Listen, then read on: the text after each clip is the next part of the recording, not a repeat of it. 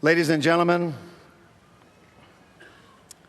it is indeed a privilege for all of us at High Point University to welcome on this graduation Saturday a distinguished American, an accomplished astronaut, and a leader extraordinaire. This platform over the last 4 years at graduation hosted a leader in politics, Rudy Giuliani, someone from royalty, Her Majesty Queen Noor, someone from show business, Bill Cosby, and someone from the highest order of the law, Chief Justice Clarence Thomas. This campus has featured dozens of famous personalities like President George Bush, President Bill Clinton, publisher Steve Forbes, author Tom Friedman, on and on the list goes. And today it is my honor to present to you a scientist, a special learned scientist, Dr. Buzz Aldrin, a retired colonel of the United States Air Force. Dr. Aldrin was born in Montclair, New Jersey. He received a Bachelor of Science degree from the United States Military Academy at West Point, graduating third in his class. He received a Doctorate of Science of Astronautics from MIT. He has received numerous decorations and awards, including the Presidential Medal for Freedom in 1969, an induction into the Horatio Alger Association of Distinguished Americans. He is president of Starcraft Enterprises in Laguna Beach, California. Now, you know what I'm about to say. On November the 11th, in the year of 1966, he and Command Pilot James Lovell were launched into space in the Gemini 12 spacecraft on a 4-day flight, which brought the Gemini program to a successful close. Dr. Aldrin established a new record for extravehicular activity, spending 5.5 hours outside the spacecraft.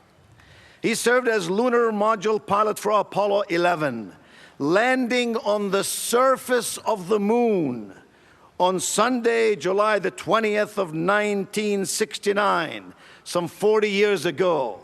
He has walked on the earth, he has walked on the moon, and he has seen everything in between the earth and the moon. You're familiar with Neil Armstrong's historic statement as he stepped onto the moon's surface. That's one small step for man, one giant leap for mankind. But few know about the first meal eaten there. Buzz Aldrin had brought aboard the spacecraft a tiny communion kit provided by his church. He sent a radio broadcast to Earth asking listeners to contemplate the events of that day and to give thanks. Then, in radio blackout for privacy, he poured wine into a silver chalice and he read these words: "I am the vine, you are the branches.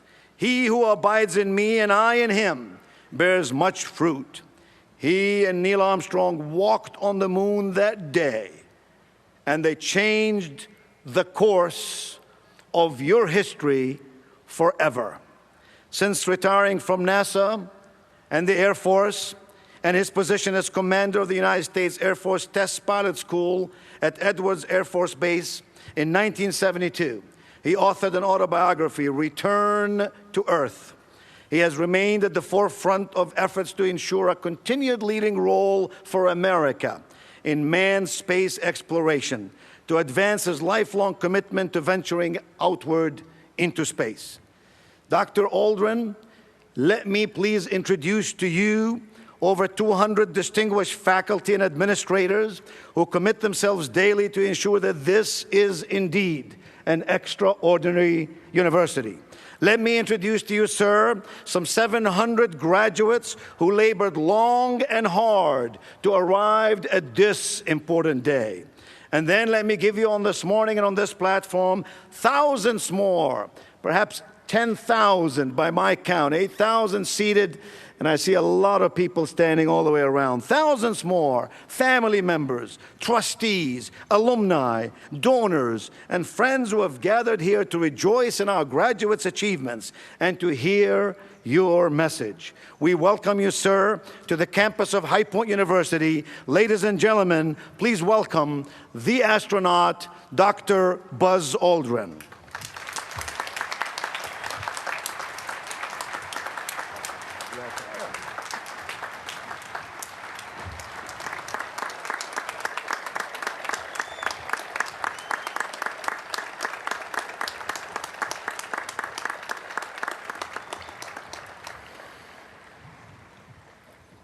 I feel very honored to be asked, Dr. President Nido Qubein, faculty and staff and students, friends, parents of an absolutely impressive renovated campus here. From the class of 1951, at West Point, it has been a marvelous journey to come here to High Point. It's a bit of a first for me to follow such a distinguished group of communicators who have been invited to this opportunity on this occasion. It's a long way for a fighter pilot from New Jersey. It was the best of times. It was the worst of times. It was the age of wisdom. It was the age of foolishness. It was the spring of hope. It was the winter of despair. We had everything before us. We had nothing before us. These lines from Dickens could well have been in this morning's paper. While living in the richest, most powerful nation on earth, people are losing their jobs and their homes, while lives lengthen and medical breakthroughs abound, health costs soar out of reach. While the curve of innovation and discovery approaches the vertical, stagnation threatens the very health of industry, science, and technology. While superstition and discrimination are in rapid decline in the developed world, we are terrorized by people who would be at home in the 12th century. And just when we've so refined our habitat that in the night glow of our species, as seen from space, nature, it seems, now sounds an alarm. In these paradoxic times, it is vital to hold fast to some redeeming vision of the future. Where there is no vision, says the proverb of Solomon, the people perish. Such conflicted times are often the great watersheds in the history of civilization. Inflection points that face a fork in the road. The choice, the new vision, will come not from my generation, but from yours, from fresh perspectives and a pioneering spirit, not from ossified party lines. The great departures of history, from single inventions to the rebirth of a whole people, have come from those who are still innocent enough to believe in the perfectibility of man and bold enough to take the kinds of risk that revitalize the world. The particular vision that has defined my life, of course, is our future in space, which I believe may, in the long run, hold the greatest promise for humanity. Exploration, both individual and collective, is the heart and soul of the human journey. It's the ability to understand and reflect on our experience, to seek out where and what we are that sets our species apart from all others. But there are really three realms of exploration: physical, exploring the ocean floor and outer space; mental, the whole enterprise of science; and spiritual, the odyssey of your own life. So what I'd like to do in these few minutes is touch briefly on all three. The explosion of technology in the wake of spaceflight has affected every facet of our lives: transportation, communications, medicine, agriculture, countless consumer products, and every form of manufacture.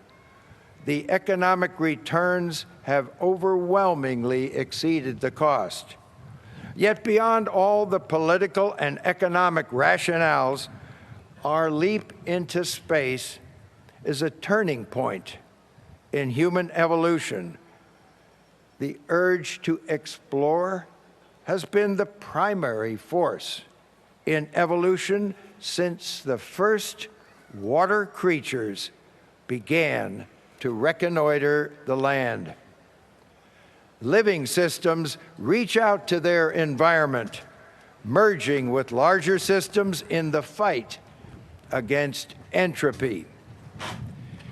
The evolutionary result is a self-organizing synthesis toward ever more complex structures. And like all living systems, cultures cannot remain static. They evolve or decline. They explore or expire. It's curiosity, wonder, the need to see the whole from the mountaintop or the moon that is the hallmark of our species. In the end, our expansion into space promises a revitalization of humanity and a rebirth of hope, no less profound than the great opening out of mind and spirit at the dawn of our modern age. In the same way that seafaring enlightened 16th century Europe, spacefaring will bring not only rich new veins of empirical knowledge, but will bind together nations, inspire youth, advance science, and ultimately end our confinement to one vulnerable world. The moon landings were achieved largely in response to the Cold War competition between two nations. Today, it seems imperative that spacefaring become a multinational enterprise. The benefits of uniting the peoples of the world in a vision of future exploration could extend well beyond the cost savings, beyond even innovation and science. In this century, we'll have the technology to either self-destruct or seed the cosmos with life. The situation is so unstable that I wonder if we can dwell at this life-death fork in the road for more than another 100 years. The global vision of exploration would nudge the world toward life. In the 40 years since Neil and I set foot on the moon, a great deal has been said on the significance of that event. We became a spacefaring species. We gained a new perspective on our home planet. and we showed what humanity can achieve with strong leadership and solid commitment. But while the moon landing has come to represent the impossible dream achieved through untiring dedication and determination, it also carries a larger message. That ubiquitous photo that Neil snapped of me on the surface of the moon has become a popular icon, not because of the moon itself was some kind of culmination, but because it suggests the open-ended future that awaits not only humanity poised on the threshold of space, but every individual in the morning of this new millennium who is willing to take risks. At a ceremony commemorating photographs, I was asked by someone why that photograph of me on the moon has meaning. And I said, there are three words: location, location, location. Risk has always been the price of any successful venture, whether it be our migration out of Africa into the northern ice, the founding of the New World, the shaping of a continent, or the preservation of that new freedom. The people who fought and won World War II have been called the greatest generation. Through cooperation, persistence, discipline, and endurance, they abided depression and war, defeating the darkest demon in history and leaving America a colossus astride the earth. Willing to accept risk and sacrifice, they had a vision of something larger than themselves.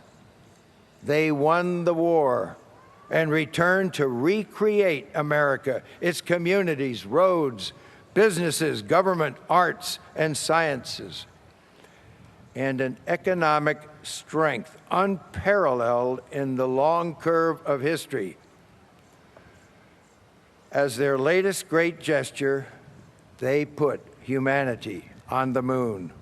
They were a generation united not only by a common purpose, but also by common values: duty, honor, service, love of family and country, and above all, a sense of responsibility for oneself. One thinks of the dying lieutenant's last two words to Private Ryan: earn this. Too often we fail to honor that debt. There is a failure of nerve, a loss of vigor, and a collective hypochondria that cripples our larger visions. Someone once asked Wernher von Braun, the man who built the Apollo rockets, what it would take to send a man to the moon. His answer is the epitaph of his generation: the will to do it. The Apollo moon landings proclaimed to the world that for a free people, a people with energy, imagination, and acceptance of risk, the sky is not the limit. When Neil and I stepped off the lunar lander, we simply stepped off the tip of a great pyramid of American technology and know-how. The spirit of American progress and prosperity lies in its great projects: the bridges, the canals, skyscrapers, and transcontinental railroads, Roosevelt's arsenal of democracy, and Kennedy's mission to the moon. America has always stood at the leading edge of history. The story of this country is one of restless idealism and a phenomenal readiness to work, of migrants and immigrants whose visions of a better life settled the West, and raised up cities of the miners, lumberjacks, cowpunchers, and prairie farmers who tamed the continent.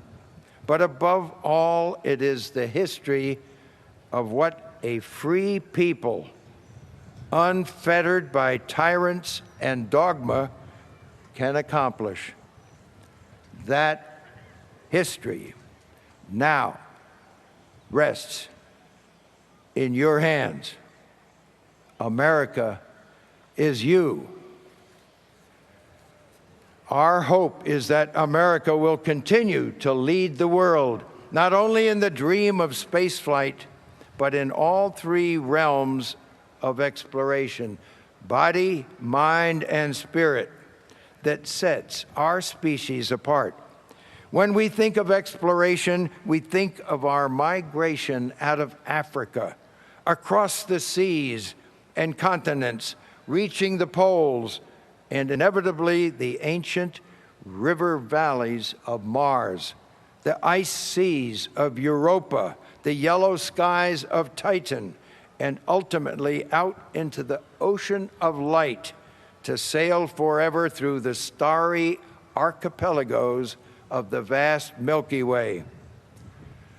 But that physical journey has become part of the larger journey of the mind, exploring through science the nature of reality itself. We're a species still in childhood, only now becoming aware of a universe turbulent and mysterious beyond anything imagined by our forebears. At the heart of science is the attempt to complete a grand internal model of reality, to broaden the context of meaning, to find the center by completing the edge. But in that unending quest, the treasure is the voyage itself, the unfolding of human awareness. Yet a vast number of us are simply uncurious about anything we can't perceive directly. We've learned more in the last half-century than in all of human history.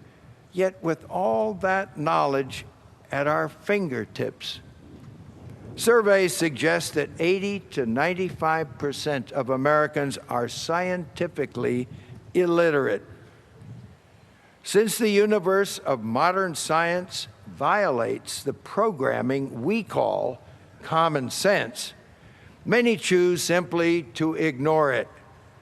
The alleged 15% who believe that the moonshot was an elaborate government hoax staged for television somewhere in Arizona exemplify in the extreme the widespread want of the most elementary concepts necessary to grasp the event. A public understanding of science education is vital to the survival of civilization, if not our own species. Ignorance is the prime medium for every war and act of terror, every myopic ism. It's only through science that we've been able to pierce the infantile, dysfunctional need to be the center of the universe. That we even do science is a hopeful sign for our mental health. In some far future, when all our conceits are revealed to be but a profound product of our history and inborn imperatives, science will still be ratcheting ahead, finding bits of reality. No single bit is sacred, but the quest is. My hope is that you will each find a way to embody that quest in one of its myriad forms. And though all of you may not walk on Mars, each of you can become explorers in spirit, opening yourselves to those things that expand your imagination, stretch your understanding, and nurture your sense of wonder. This requires curiosity, creativity, and self-reflection. It means not mistaking a hectic personal life for a connected and meaningful one. "Tell me," wrote the novelist Mary Oliver, "what is it you plan to do with your one and precious life?" Beyond distant voyages and the dreams of science is the difficult journey we all must make through inner space, finding our greater selves, our place in some larger context of meaning. That journey now seems to have become as arduous as the moonshot itself. An enormous transformation has occurred in the last half-century. The world has become faster, louder, and less patient.